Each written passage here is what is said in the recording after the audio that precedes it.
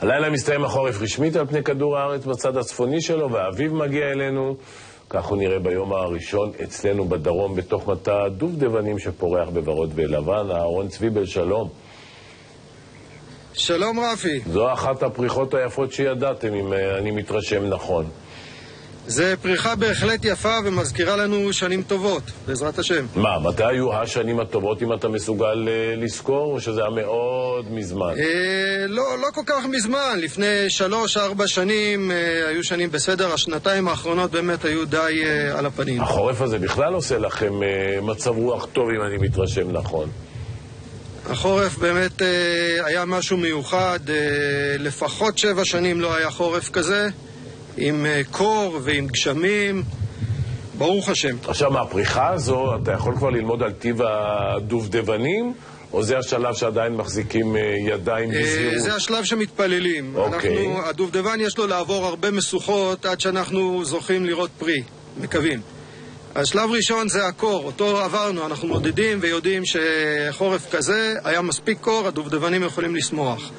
השלב שעכשיו אנחנו נמצאים, השלב של הפריחה, הוא קצת רגיש, כי צריך הפריה בין הזנים השונים כדי שיהיה פרי בסוף, והדבורים עושות את העבודה, ואנחנו מתפללים. טוב, איך אנחנו יכולים לעזור למאמץ החיוני הזה? תפילת מנחה היום, אפשר לעזור.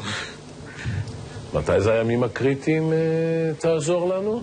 זה השבועות, כן, כמעט הכי קריטיים. תמיד יכול להיות עוד איזה מכה בסוף, פתאום איזה ברד באמצע אפריל שהורס את הכל, אבל אנחנו אופטימיים. עזוב, אל תביא נחס עם כל החששות האלה שאתה סופר כל הרעיון הקצר הזה. לא, בעזרת השם, יהיה בסדר. מפתיע אגב, אני חשבתי שאיכשהו דובדבנים זה רמת הגולן, אל תיעלב. כן, באמת אף אחד לא יודע שיש גם באזור יער יתיר, אנחנו נמצאים ב-750 מטר גובה, שזה אזור דומה מאוד לרמת הגולן מבחינה אקלימית. ירד פה שלג באירוע האחרון. קר פה מאוד בחורף. אין לנו את הגשמים של רמת הגולן, אבל מבחינת הקור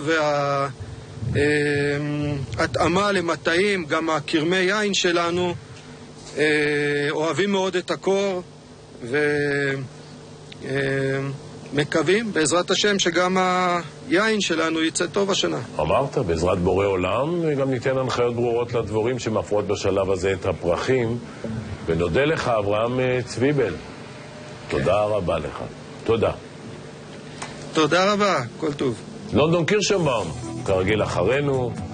אנחנו נהיה כאן שוב מחר ב10:05. יהיה לכם ערב שקט ושלב, להתראות.